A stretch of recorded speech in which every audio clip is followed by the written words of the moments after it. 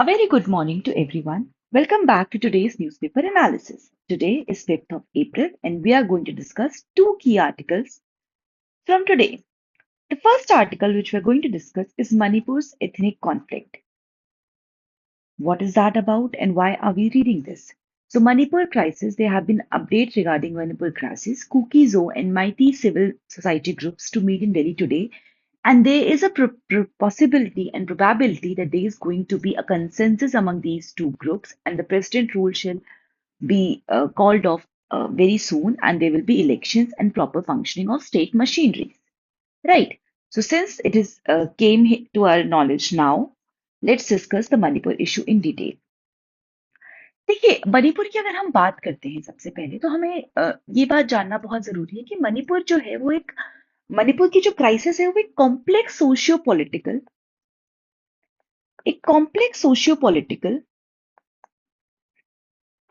और ethnic issue है। ठीक है। It is rooted in historical conflict, identity politics, land disputes, governance challenges. In the recent violence, which erupted in 2023 May, it has further highlighted the tension between the Metis and Kuki-Zo communities, right? तो हमें इस crisis को समझने के लिए पहले इसका historical perspective पता होना चाहिए। देखिए क्या होता है, कई बार हम कोई न्यूज़ पढ़ लेते हैं, हम याद कर लेते हैं कि कौन सी ट्राइब्स कहाँ से हैं और क्या है, बट हम अपने ब्रेन को क्लटर कर रहे होते हैं। जब तक हम हिस्टोरिकल प्रेफरेंसेस या हिस्टोरिकल रेफरेंसेस नहीं पढ़ेंगे, जस्ट हमने एक बार अगर पढ़ लिया या सुन लिया ना, तो वो चीज़ हमारे ब्रेन में रह जाएगी कि हाँ यार ये ऐसे होता है। तो लेट्स अंडरस्टैंड कि क्या हिस्टोरिकल कॉन्फ्लिक्ट है मणिपुर का। पहले बात करते हैं हम pre colonial and colonial era. मतलब कब की बात हो रही है ये? बिफोर 1947। मणिपुर एक इंडिपेंडेंट किंगडम था अंटिल 1891, जब ब्रिटिश ने एनेक्स करा मणिपुर को by after the Anglo Manipur war. Right, तो 1891 तक मणिपुर एक आजाद किंगडम हुआ करता था। एंग्लो मणिपुर वॉर हुई और ब्रिटिशर्स ने इसको मणिपुर वॉर हुई और ब्रिटिशर्स ने इसको एनेक्स कर लिया। राइट, ब्रिटिश एडमिनिस्ट्रेशन ने रूल करा मणिपुर को as a princely state following an indirect governance model where which allowed the Meitei monarchy. उस टाइम पे there was Meitei monarchy, which allowed the Meitei monarchy to retain the power. During the colonial rule, the British categorized Manipur's population into the plain-dwelling Meiteis and the tribal hill communities Naga and Kukis. दो तरीके से divide करी Britishers ने, एक तो plane dwelling थे मेती community, और जो uphill population थी Nagas and like tribal hill population Nagas and cookies, which deepened the ethnic divide. Obviously, the British introduced inner line permit system restricting the entry of outsiders into the tribal areas. Right. अब मणिपुर का जो merger हुआ India में वो हुआ 1949 में। ये कुछ कॉन्टेक्स्ट आपको दे दिया गया है पहले का। 1949 में it merged into India through a merger agreement, leading to significant resentment among various groups. क्यों हुआ वो देखते हैं। In 1972, Manipur became a full-fledged state of India, but the certain political marginalization of certain communities still persisted. अब आती है time 1960s से लेके 1990s का। ये मणिपुर के लिए या एक तरीके से पूरे इंडिया के लिए आप बोल दो, it was the time of rise of insurgency. ठीक है, the Naga movement and the Meitei insurgency, like Naga movement, which was led by NSC and IM, and Meitei insurgency, which was led by groups like UNLF, PLA, Pre-Pak, began as a demand for self-determination and autonomy. Kukis, जो थे, they were caught between the Nagas and Meiteis, formed their own militant groups to defend their own interest, leading to ethnic clashes. ठीक है, सबसे पहले जो हुआ वो हुआ Kuki Naga conflict of 1992। Kuki Naga conflict of 1992 till 1997 resulted in violent massacres and displacements. अब मेती cookie conflict क्या है जिस पे अभी मेजर इशू चल रहा है। सबसे मेजर इशू जो है वो है लैंड लॉस का। Meiteis who primary reside in Imphal valley 10% of Manipur's land area are not allowed to purchase land in the hill, whereas tribal Kukis and Nagas can settle both in the hills and valleys. एक तो ये issues है कि मेतीज जो हैं उनको land खरीदना allowed नहीं है in the tribal Kuki and Naga settlement area, right. तो लैंड इशू है और कुकी एंड नागा जो ट्राइब है वो पूरे मणिपुर में लैंड खरीद सकते हैं, राइट। उनको अलाउड है, they can settle in like both hills and valley. Or the Metis community has been demanding scheduled tribe status to protect their identity and land rights, which has been strongly opposed by tribal groups. और मेती group भी चाहता है कि उसको scheduled tribe का status मिले।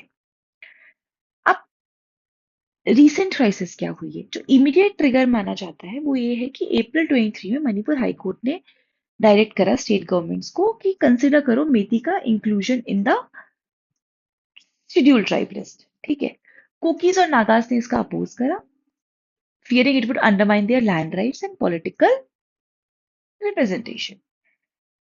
On May 3rd, 2023, violence erupted after a tribal solidarity march by Cookies group opposing the High Court's order. Armed clashes hui, arsons, destruction of property followed, leading to over 200 deaths and 1,000 displaced. So, church, temple, home, government offices, everything was burned down. Right. What is the role of government and security forces? The central deployed paramilitary forces, Assam Rifles, CRPF, and later to Indian Army to contain the violence. Right. Manipur government ने impose करा curfew, internet shutdown, जो president rule was considered but not imposed. The violence led to political polarization, with opposition parties blaming the BJP government for mishandling the crisis.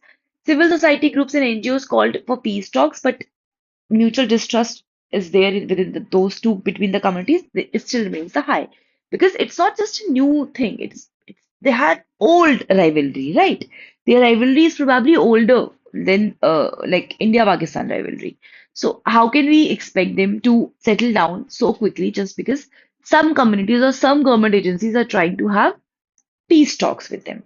तो की issues क्या है Manipur crisis के? एक सबसे मेजर जो की इशू है वो है ethnic and identity-based conflict. Identity-based conflict.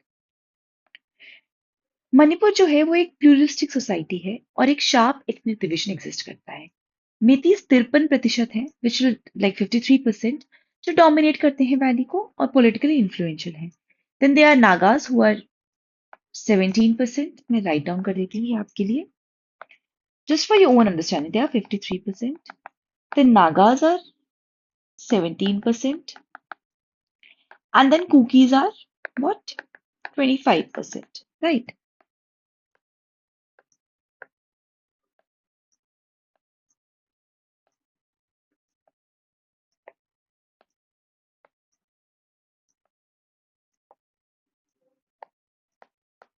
Hmm. Then cookies are 25%. ठीक है, रिजर्वेशन इशू ने और एक्सप्लेट कर दिया सिचुएशन को और जो ये डिवाइड है इसको और डीपन कर दिया है।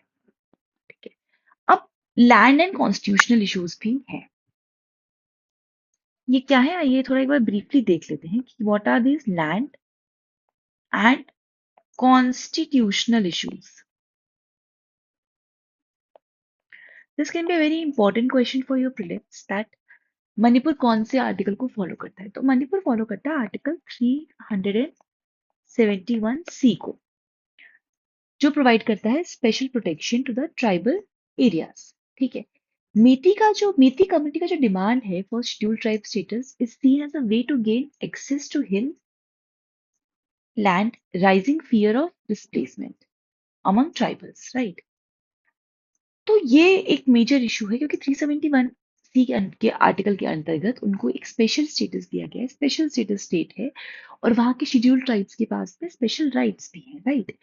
तो मेतीज चाहते हैं कि उनको एक शेड्यूल्ड ट्राइब का स्टेटस दिया जाए। ये with in the scheduled tribe community of that particular state unrest create कर रहा है कि हमको डिस्प्लेस कर दिया जाएगा, या since they are in majority they can things happen, right? तो ये एक इशू है। अब इंसर्जेंसी क्या है? मणिपुर के ना बहुत सारे इंसर्जेंस ग्रुप्स हैं, like Meitei group, Naga group, Kuki group. Meitei group में यूएनएलएफ है, पीएलए है, प्री पाक है, fighting for independent Manipur, right? Then Naga group है जो कि एक नागालैंड के साथ इंटीग्रेशन सीख करता है, अपने अपने आप को नागा नागा लैंड्स के साथ आइडेंटिफाई करता है, that is NSCN-IM। Then there is Kuki group, KNA और UNKF, राइट? वो चाहता है कि ऑटोनोमस कुकी होमलैंड बन जाए। So conflict is also now, because of the presence of these insurgent groups, this conflict is also now fueled by arms smuggling and drug trafficking from Myanmar, है ना? अब law and order का challenge क्या है कि आप आप्सपा अभी भी, आप्सपा मतलब armed forces special power act जो है, वो अभी भी इन फोर्स है मणिपुर के बहुत सारे पार्ट में। Given security forces sweeping powers to tackle insurgency. आपको दिख रहा है इंसर्जेंट, मार दो। आप्सपा में सिक्योरिटी पावर्स के पास में बहुत स्पेशल राइट्स होते हैं, राइट? तो आप्सपा अभी भी लगा हुआ है, ठीक है? इसकी वजह से ह्यूमन राइट वायलेशन भी बहुत फ्रीक्वेंट हो गया है, एक्स्ट्राडिशियल किलिंग्स हो रही हैं, have been demands for its repeal. तो वो एक इशू भी चल रहा है। It's not just one issue which is going, there are multiple issues going on, right? अच्छा, गवर्नमेंट ने इन सारी सिचुएशन में किस तरीके से रिस्पॉन्स किया है? गवर्नमेंट लॉ एंड एनफोर्समेंट को स्ट्रेंथन करने की कोशिश कर रहा है, इंटेलिजेंस गैदर कर रहा है, जिससे कर्ब डाउन कर सके एथनिक वायलेंस को। न्यूट्रल सिक्योरिटी फोर्सेस को डिप्लॉय किया जा रहा है, जिससे कि वो क्लैशेस को प्रिवेंट कर सकें, कि भाई आप मणिपुर की जो सिक्योरिटी फोर्सेस है उनको नहीं, किसी और स्टेट की सिक्योरिटी फोर्सेस को, जिससे कि उनको आइडिया ही नहीं कि यहाँ पे क्या वो चल रही है और क्या politics is been going on, so that they both can function in this way, right? दोनों कम्युनिटीज के बीच में डायलॉग फैसिलिटेट किए जा रहे हैं, सिविल सोसाइटी ऑर्गेनाइज कर रही है डायलॉग्स को, ठीक है? न्यूट्रल मीडिएटर्स हैं, जैसे अभी सेंटर जो है वो इंटरवीन कर रहा है, दोनों कम्युनिटीज जो है वो आ रही हैं अभी दिल्ली में, आज मीटिंग होगी, ठीक है? शेड्यूल्ड ट्राइब स्टेटस डिमांड को रिकंसिडर करा जा रहा है एक बैलेंस्ड अप्रोच के साथ में, जिससे सारी कम्युनिटीज जो है वो एक प्रोटेक्टेड फॉर्म में रहे, राइट? उसके बाद में क्या हो रहा है? इकोनॉमिक डेवलपमेंट और लैंड रिफॉर्म्स के बारे में बात हो रही है कि अनएम्प्लॉयमेंट, इकोनॉमिक बैकवर्डनेस को कम करा जाए, जिससे कि जो एथनिक टेंशन है वो भी कम हो। इंक्लूसिव लैंड पॉलिसीज का इम्प्लीमेंटेशन की बात करते हैं, जिससे कि to ensure equitable access without displacing any group, right?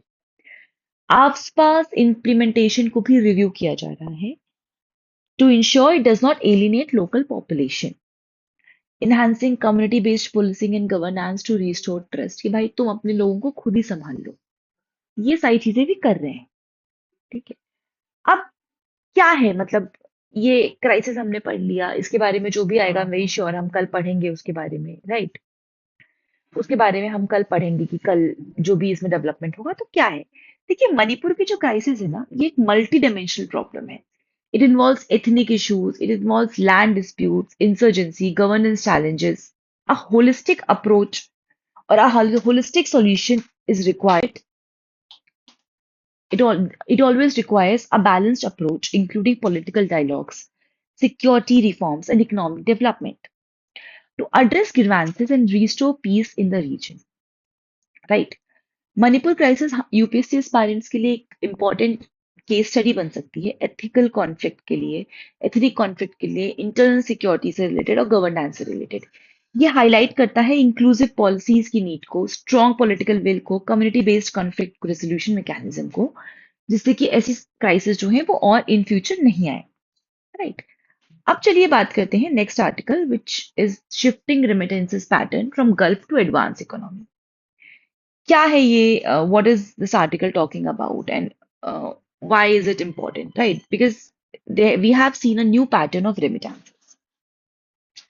New pattern of remittances, what is that? India has traditionally India has traditionally received a large share of its remittances from Gulf area, from Gulf Cooperation Council countries like GCC. ठीक है.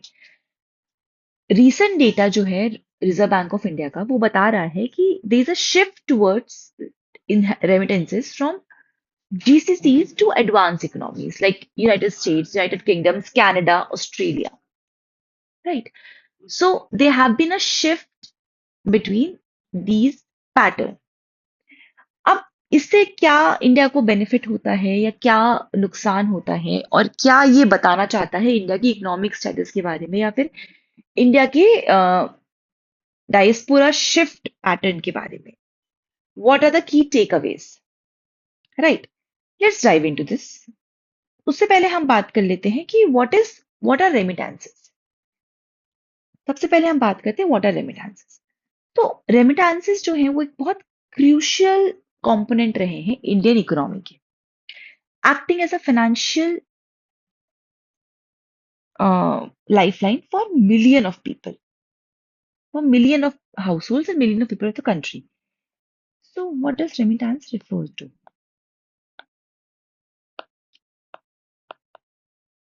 Remittance. Remittance refers to the money sent by sent by migrants, migrants working abroad to their home country. Who are working where? Abroad to their home country. ठीक है. ये एक vital role play करते हैं families को support करने के लिए, एजुकेशन फंड करने के लिए, कंजम्पशन ड्राइव करने के लिए. बहुत सारे स्टेट्स में, बहुत सारी इंडिया के स्टेट्स में ऐसा पैटर्न है that one person from their house hold will go and leave their country and live in a different country, earn money from there, fund their family from there. They will live there alone, have their lifestyle with whatever way or whatever they can save, and they are sending their money to home country. Right? Importance क्या है? India has been the world largest recipient of remittances. ठीक है? Which with inflow exceeding 100 billion annually, $100 billion annually. तो इस remittances जो है वो हमारे जीडीपी में भी कंट्रीब्यूट करते हैं. ठीक है, तो इंडिया के जीडीपी में उसका कंट्रीब्यूशन भी ज्यादा है. राइट, तो एक तो GDP contribution $100 billion annually. Foreign exchange reserves में क्या काम करते हैं? They help maintain India's balance of payment, reducing dependence on foreign debts. Poverty reduction में भी डेफिनेटली काम करते हैं. Remittances support rural households and improve their living standards. They also promote banking penetration as money transfer occurs through formal channel. Right? अब क्या हुआ है? अब बात करते हैं हुआ क्या है. Historically, GCC like Gulf Cooperation countries that are Saudi Arabia हो गया, ठीक है, UAE, कतर, अरे अच्छा, Oman, Bahrain and Kuwait contributed the largest share of remittances to India. ठीक है, लेकिन आरबीआई के हिसाब से जो न्यू रेमिटेंसेस सर्वे हुआ है आरबीआई का, उसने हाईलाइट करा है कि गल्फ कंट्रीज का जो रेमिटेंसेस है उसमें डिक्लाइन है एंड इंक्रीज आया है एडवांस्ड इकोनॉमीज से, यूएस, यूके, कनाडा, ऑस्ट्रेलिया. ठीक है, एडवांस इकोनॉमीज का अगर हम एक बहुत सिंपल सा डेटा देखें, लेट्स से हम लिखते हैं यहाँ पे एई. यार इस कलर से ना मैं थोड़ा बोर हो गई हूँ, चेंज कर लेते हैं इसको. आप सोचते रहोगे मैम ये कलर ही खेलती रहती है हमेशा. एडवांस्ड इकोनॉमीज, ठीक है, और ये हम बात करते हैं जीसीसी की. और यहाँ पे हम ईयर लिख लेते हैं, लेट्स से 2016-17, फिर 2020-21, फिर 23-24, राइट। तो एडवांस्ड इकोनॉमीज में क्या रहा है कि पहले आता था 38.3%, फिर कोविड था 31% हुआ, then now it is 36.4%, right. Now GCC का क्या है, 26.7% आता था पहले, then it went to 31.6% in COVID times, now it is 27.9%. Then there are other countries also, ऐसा नहीं है सिर्फ जीसीसी में और ए में रहना, और तो वो 35% है, कभी 36 है, कभी 35.7 है, तो ये पैटर्न रहा है। अब क्या फैक्टर है which is driving the shift from Gulf to advance economies? Economies and labor market changes in the Gulf. What is that? Job nationalization policies. Gulf countries are implemented programs like Saudization, Saudi Arabia में, Emiratisation like UAE में जो है, और Omanization. Prioritising local employment over foreigner workers. तो एक तो इनकी protectionist policy चल गई है, ठीक है, सऊदी अरेबिया, ओमान, यूएई, इनकी प्रोटेक्शनिस्ट पॉलिसीज जो है वो चल गई है। एक तो ये रीजन। दूसरा रीजन है they have been a decline in oil revenue. Gulf economy चलती कैसे है? Give me a second, let me drink water. तो गल्फ इकोनॉमीज चलती कैसे? The Gulf economics historically dependent on oil are now diversifying, reducing their reliance on foreign labor. ठीक है? Lower wages and unstable employment.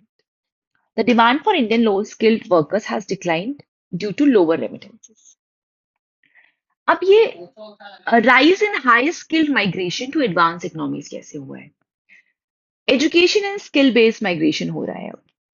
More Indian students are and professionals are migrating to US, UK, Canada, and Australia. Indian IT professionals, doctors, engineers, financial experts are getting better paying jobs in these countries. Permanent residency and citizenship opportunities. Unlike the Gulf, AEs offer citizenship and permanent residencies, encouraging migrants to send higher remittances to India. Right? Global and political trend क्या है? Stricter immigration policies in US and UK could slow down the migration, but skilled Indian professional continues, like they are still to be continued in demand. Stronger economic growth in AEs has led to higher salaries, increasing remittances from these countries. Right? अब challenges क्या है? Challenges क्या है इसके बाद? Declining Gulf remittances and economic vulnerabilities. Indian state dependent on Gulf remittances like Kerala, Tamil Nadu, Andhra Pradesh, Uttar Pradesh and Bihar, इनको एक economic shock receive हो सकता है. Low-skilled workers returning from the Gulf may struggle to find employment in India. Right? Over-reliance on skilled migrations to AEs. The rise of remittances from advanced economies is driven by high-skilled workers and students, but this may not be sustainable if immigration policies get tightened. Brain drain का भी एक risk है, एक brain drain theory है।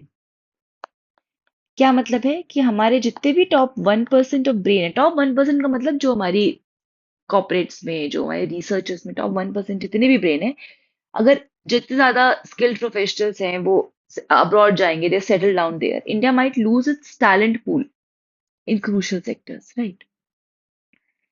Impact on Indian market and economy क्या होगा? Reduce migration to Gulf could lead higher unemployment rates, particularly among low workers in India. अब ये जो वर्कर्स हैं, अगर ये जाते थे गल्फ कंट्रीज, तो ये क्या कोई बहुत क्या जॉब के ऐसा, लाइक आप लेबर ही बन के जाएंगे, लेबर बन के जाते थे, राइट? तो वो जब that is the only skill they know, तो चाहे वो यूएई हो या इंडिया, अगर वो वहां से वापस आएंगे तो वो काम तो यही करेंगे ना। तो इंडिया में ऑलरेडी लेबर मार्केट में अनएम्प्लॉयमेंट है, वो और ज्यादा इनहैंस होगा, राइट? India needs to create a new job opportunities domestically to absorb this returning workers. अब वे फॉरवर्ड क्या हो सकता है? Skilling and upskilling for global market. Focus on skill enhancement programs to ensure Indian workers remain competitive in both low skill and high skill job markets. ठीक है? आप language training introduce कीजिए, financial literacy programmes, digital skills for Indian migrants, strengthening mobility agreements with Gulf, strengthening mobility agreement with Gulf and UAE, negotiate करिए bilateral labour agreements को Gulf countries के साथ में, जिससे इंश्योर हो कि जॉब सिक्योरिटी है इंडियन वर्कर्स के लिए। पार्टनरशिप एक्सप्लोर कीजिए आप जो एडवांस इकोनॉमीज है उनके साथ में for professional mobility, easing work permit and visa restrictions, right.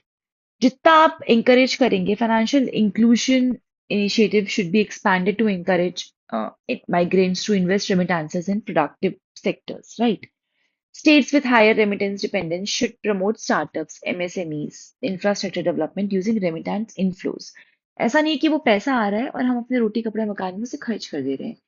Back home, if that money is coming, we should like to the states which is coming, वहां पे आप एक कल्चर डेवलप कीजिए स्टार्टअप्स का, एमएसएमईज का, और भी बहुत सारी चीजें जिससे कि वो डिपेंडेंस सिर्फ रेमिटेंसेस पे ना हो, राइट। इंडिया के इमिग्रेशन एक्ट को स्ट्रेंथन कीजिए, 1983 का इमिग्रेशन एक्ट है, और प्री डिपार्चर ट्रेनिंग प्रोग्राम्स करिए। मतलब बहुत सारे एक सोशल आपको प्रोग्राम्स जो हैं वो इनिशिएट करने पड़ेंगे। अब ये हमारे एग्जाम के लिए कैसे इंपॉर्टेंट है, ये हमारे जीएस पेपर 1 में सोसाइटी में इंपॉर्टेंट है, माइग्रेशन ट्रेंड्स को इम्पैक्ट ऑन इंडियन सोसाइटी के बारे में, या brain drain versus brain gain की जो डिबेट है उसके बारे में। गवर्नेंस एंड इंटरनेशनल में लेबर पॉलिसीज हो गए, India's labour policies, immigration laws हो गए, bilateral agreements with Gulf countries, ये इंपॉर्टेंट हो गया। इकोनॉमी में रेमिटेंसेस का जो टॉपिक है वो इंपॉर्टेंट है ही, ठीक है। और ऐसे में भी ये टॉपिक इंपॉर्टेंट हो सकता है। This is all for today, hope will see you tomorrow, have a good day, keep studying, thank you.